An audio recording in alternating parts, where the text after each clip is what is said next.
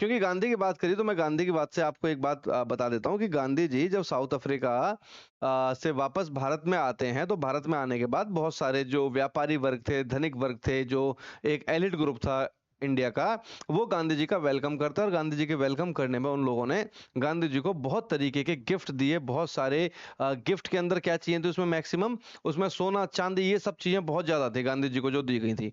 अब गांधी जी ने जब ये गिफ्ट लिए, गांधी जी को जब गिफ्ट मिले तो अकेले तो थे नहीं, मैडम भी साथ में थी, बच्चे भी थे, ये सबके सामने वो गिफ्ट दिए गए थे, वो उन लोग इवन रिसीव तो वही लोग कर रहे थे। ठीक है। तो गांधी जी को जब ये सारे के सारे गिफ्ट मिले, तो गांधी जी ने रात भर यही सोचा कि अगर मैं ये उपहार ले लूं तो फिर इसका मतलब ये है कि मेरे दिमाग के ऊपर मेरा दिल हावी हो रहा है। ठीक है, दिमाग कहता है कि देश को आजादी की ओर लेके जाना है, दिल कहता है कि यार उपहार थोड़ा सा तो मतलब मैटर करता है। लेकिन गांधी जी ने अपने दिमाग की सुनी, गांधी जी ने बोला गो टू हेल, नहीं लेना तो नहीं लेना।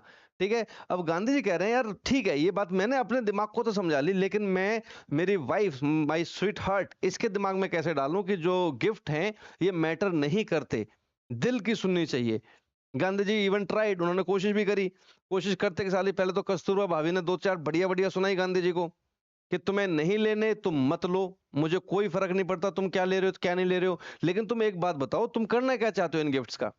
गांधी कहते हैं सारे के सारे जो गिफ्ट हैं, हम मैं मेरा पर्सनल मानना है कि मैं इन सभी गिफ्ट का एक चैरिटेबल ट्रस्ट बना दिया जाए। ठीक है, और उस ट्रस्ट के पास ये पैसा सारा रखा जाए, और वहां से जब हम लोग देश में आजादी की लड़ाई लड़ें तो हमें जब जब फंड चाहिए होगा हम वहां पे इस पैसे को यूज करें। तो बोलते चलो ठीक है, तुम्हारे समझ में आ रही है, तुम्हें जो समझ में आ रहा है तुम वो करना चाह रहे हो, पर एक बात बताओ, इसमें ये जो 9 लाख का जो हार है गांधी जी, ये तो आपके चाहे दोस्त ने दिया हो या किसी ने भी दिया हो, लेकिन दिया तो मेरे को है। और जब ये गिफ्ट मेरे को मिला है तो इसको उसमें चैरिटेबल ट्रस्ट में डालने का अधिकार आपको किसने दिया। तो गांधी जी ने बोला ये आपको क्यों दिया है, आपने ऐसा क्या किया है कि मैं आपकी सेवा करती हूँ और आप देश की सेवा कर रहे हो। तो मतलब वापस से आप कनेक्ट तो वही हो रहे हो ना।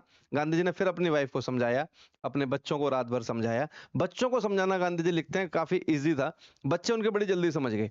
तो बच्चों ने अपनी माँ को समझाया तो माँ ने यही बात बोली कि इनने तो पूरी जीवन यही काम किए हैं, ठीक है ना, इन्होंने तो कुछ बनवा के मेरे को आज तक दिया नहीं है। महिलाएं हैं, जैसे घर में आमतौर पे बातें होती हैं, है ना, इन्होंने तो आज तक कुछ मेरे लिए किया नहीं है, अब कुछ जब मिल रहा है तो कम से कम मैं यही मान के इसको रख लूं कि भाई जो मैंने आपकी सेवा करी उस सेवा के बदले मुझे कुछ मिल रहा है।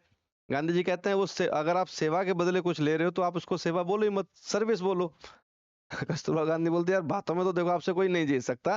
फाइनली गांधी जी जो थे उन्होंने जितने भी वो गिफ्ट मिले हुए थे वो सारे के सारे गिफ्ट उठाए और उसका एक चैरिटेबल ट्रस्ट बना दिया, और उस चैरिटेबल ट्रस्ट के जो मेंबर्स थे उन सबको अपॉइंट किया, और उस फंड को देश की आजादी में जो जो गांधी जी के बड़े बड़े मूवमेंट्स थे उन सभी मूवमेंट्स में उसका इस्तेमाल किया गया। और गिफ्ट और उनका जो फंड था, आप यकीन मानो वो इतना ज्यादा था कि वो खत्म नहीं हुआ।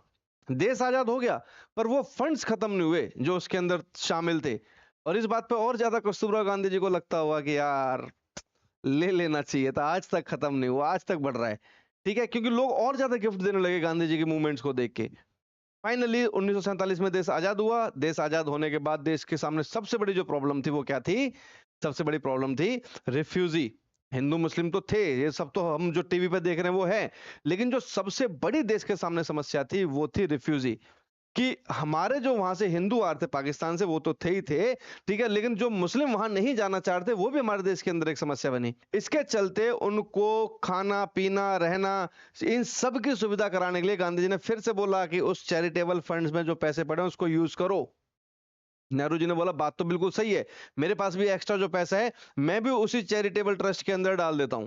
तो नेहरू जी ने भी अपना जो एक्स्ट्रा पैसा जो उनको लगता था कि ये देश के काम आ जाएगा, और जो देसी रियासतें जो देश के अंदर शामिल हुई थी उनका जो पैसा था उन लोगों ने देश के नाम पे उस चैरिटेबल ट्रस्ट के अंदर वो पैसा डाला। और आज की डेट में इसको हम लोग प्रधानमंत्री राहत कोष बोलते हैं। ठीक है, देश में कहीं भी जब कोई आपत्ति आ जाती है, कोई भी विपदा आ जाती है, कोई आपदा आ जाती है, कोई भी ऐसी समस्या होती है, फिर कहा जाता है ना कि कोविड टाइम पे प्रधानमंत्री राहत कोष में पैसा जमा कर रहे हैं लोग। तो ये वही राहत कोष है जिसको गांधी जी ने उन दिनों शुरू किया था 1916 के आसपास। वो अभी 100 साल से ऊपर से चलता आ रहा है, और उससे अभी तक हमारा देश जो है वो काम कर रहा है। लोग गांधी जी को गालियां दे देते हैं, क्रिटिसाइज कर देते हैं, लेकिन एक व्यक्ति अगर कोई महान बन रहा है, कोई भी व्यक्ति आप उठा लो, कोई भी व्यक्ति इस संसार के अंदर से आप उठा लो, वो व्यक्ति को जब आप पढ़ोगे तो आपको पता चलेगा कि ये व्यक्ति महान इसीलिए है क्योंकि जब सोचने का और करने का समय था ना, तब इसने दिमाग की सुनी। दिल को दिमाग के ऊपर हावी होने ही नहीं दिया, महान वही होगा। जहां दिल की सुनने लग जाए ना व्यक्ति, तो दिल तो बच्चा है जी, है ना? बात समझे? हाँ या ना? और ये जितनी बात मैंने आपको बताई है, ये आप एज अ स्टेटमेंट यूज कर सकते हो।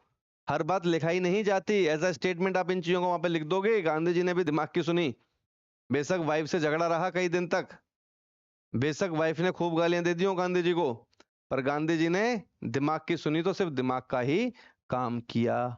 बात समझे?